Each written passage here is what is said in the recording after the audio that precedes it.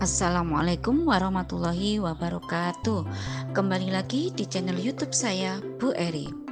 Di video kali ini kita lanjutkan membedah Permendikbudristek nomor 21 tahun 2022 part 3 untuk pasal 8 sampai 10. Pasal 8 ayat 1.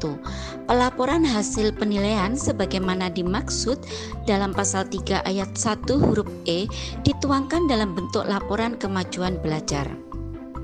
Jadi langkah terakhir dari prosedur penilaian adalah melaporkan hasil penilaian dalam bentuk laporan kemajuan hasil belajar peserta didik, terutama kepada orang tua atau wali murid.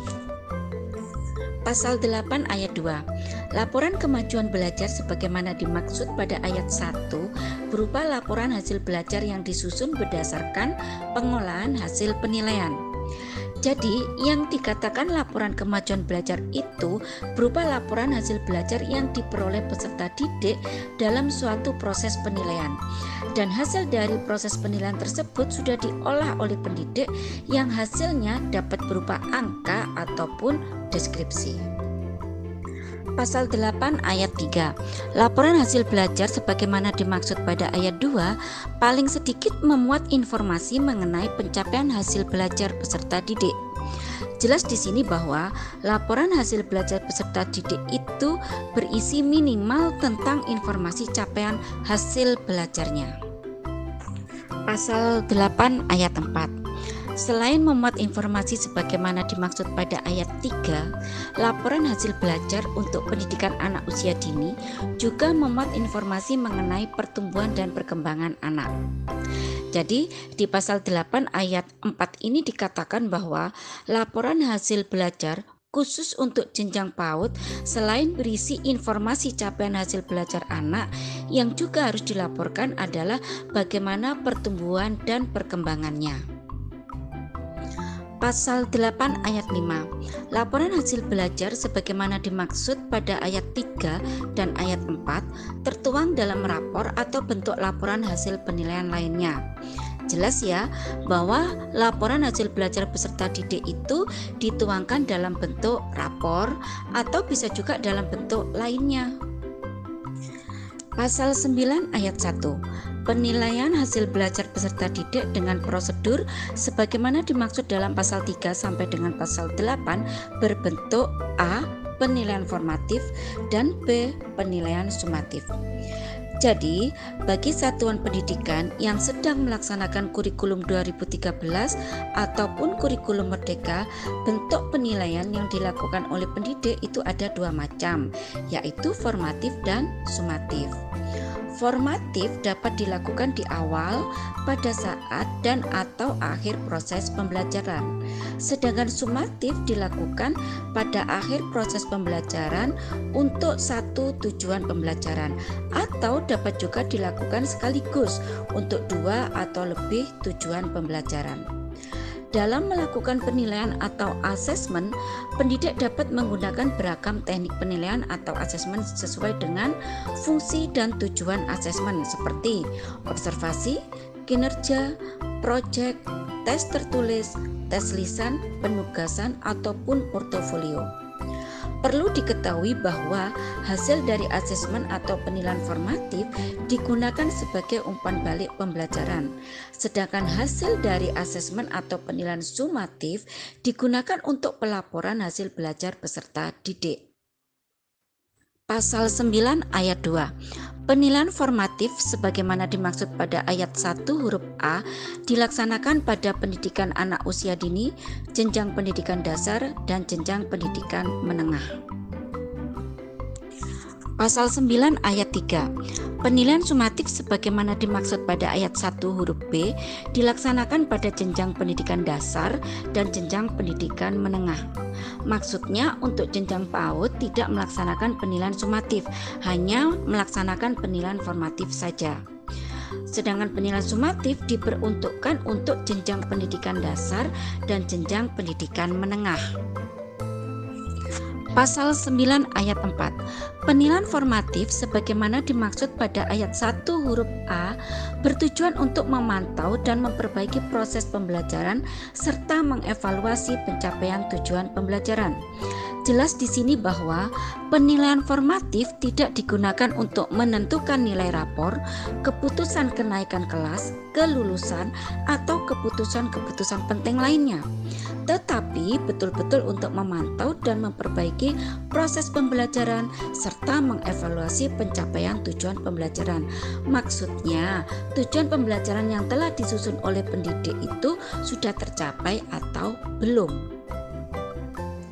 Pasal 9 ayat 5. Penilaian formatif sebagaimana dimaksud pada ayat 4 dilakukan dengan mengumpulkan informasi mengenai A. Peserta didik yang mengalami hambatan atau kesulitan belajar, dan B. Perkembangan belajar peserta didik. Artinya, penilaian atau asesmen formatif yang dilakukan oleh pendidik itu digunakan untuk mengidentifikasi kebutuhan belajar peserta didik, lalu hambatan atau kesulitan yang peserta didik hadapi, dan juga untuk mendapatkan informasi perkembangan peserta didik. Nah, informasi-informasi tersebut merupakan umpan balik bagi peserta didik dan juga pendidik. Pasal 9 ayat 6. Informasi sebagaimana dimaksud pada ayat 5 digunakan sebagai umpan balik bagi A. Peserta didik untuk mengembangkan kemampuan dalam memonitor proses dan kemajuan belajar sebagai bagian dari keterampilan belajar sepanjang hayat, dan B. Pendidik untuk merefleksi dan meningkatkan efektivitas pembelajaran. Oke, seperti yang saya jelaskan di pasal 9 ayat 2 bahwa informasi yang telah didapat dari penilaian atau asesmen formatif digunakan sebagai umpan balik baik bagi peserta didik maupun pendidik. Nah, di pasal 9 ayat 6 ini dikatakan bahwa penilaian formatif digunakan oleh peserta didik untuk berefleksi dengan memonitor kemajuan belajarnya, tantangan yang dialaminya, serta langkah-langkah yang perlu ia lakukan untuk meningkatkan terus capaian belajarnya, di mana hal ini merupakan proses belajar yang penting untuk menjadi pembelajar sepanjang hayat. Sedangkan bagi pendidik, penilaian atau asesmen formatif digunakan untuk merefleksi strategi pembelajaran yang digunakan, serta untuk meningkatkan efektivitasnya dalam merancang dan melaksanakan pembelajaran. Pasal 9 ayat 7.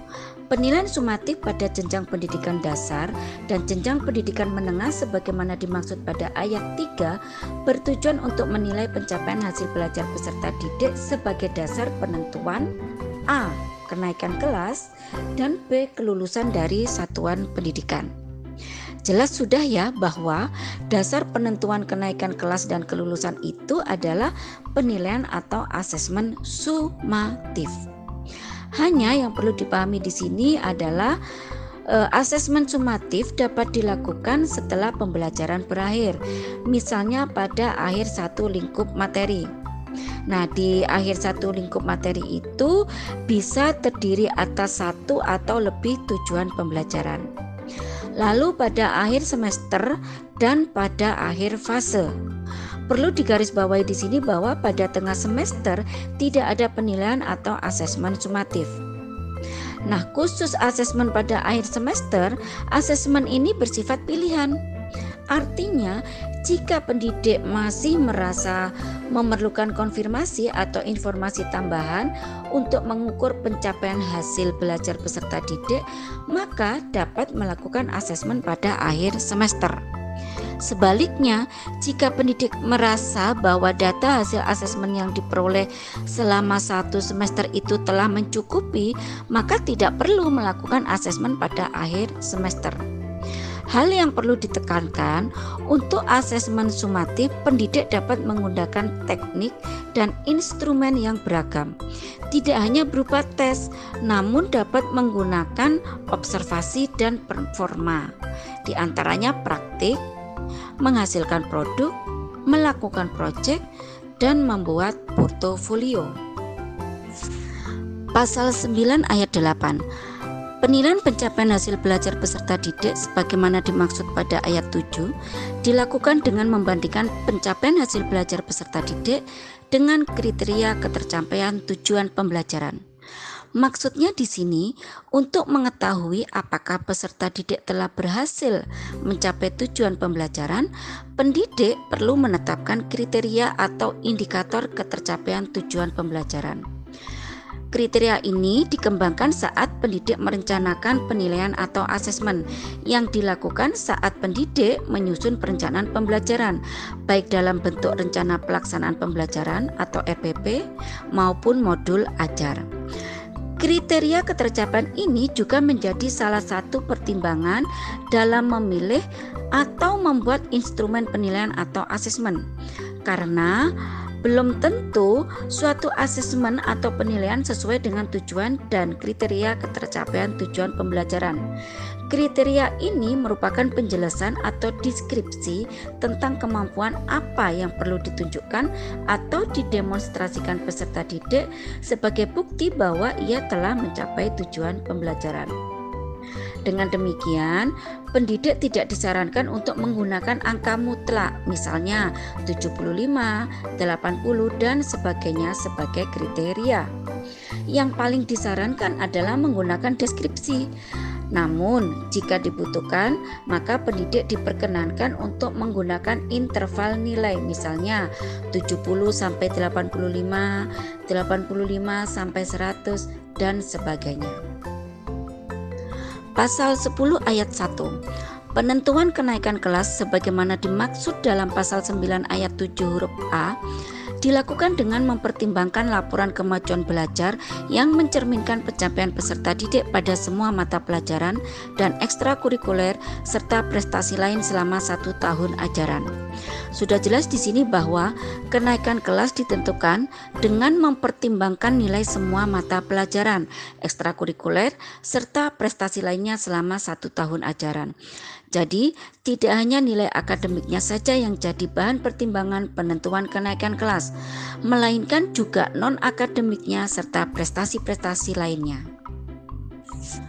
Pasal 10 ayat 2. Penentuan kelulusan dari satuan pendidikan sebagaimana dimaksud dalam pasal 9 ayat 7 huruf B dilakukan dengan mempertimbangkan laporan kemajuan belajar yang mencerminkan pencapaian peserta didik pada semua mata pelajaran dan ekstrakurikuler serta prestasi lain pada A. kelas 5 dan kelas 6 untuk sekolah dasar atau bentuk lain yang sederajat, dan B. setiap tingkatan kelas untuk sekolah menengah pertama atau bentuk lain yang sederajat dan sekolah menengah atas atau bentuk lain yang sederajat. Maksudnya di sini bahwa penentuan kelulusan dengan mempertimbangkan nilai semua mata pelajaran, ekstrakurikuler, serta prestasi-prestasi lainnya selama di kelas 5 dan kelas 6, baik di semester 1 maupun di semester 2. Artinya, nilai kelulusan atau ijazah diambilkan dari rapor kelas 5 semester 1 dan 2 serta rapor kelas 6 semester 1 dan 2. Itu untuk jenjang sekolah dasar atau bentuk lain yang sederajat. Kalau pada jenjang sekolah menengah pertama dan menengah atas atau bentuk lain yang sederajat, penentuan kelulusan dengan mempertimbangkan nilai semua mata pelajaran, ekstrakurikuler, serta prestasi-prestasi lainnya pada setiap tingkatan kelas. Demikian tadi bedah pasal 8 sampai 10 Permendikbudristek nomor 21 tahun 2022. Terima kasih, semoga bermanfaat dan barokah. Assalamualaikum warahmatullahi wabarakatuh.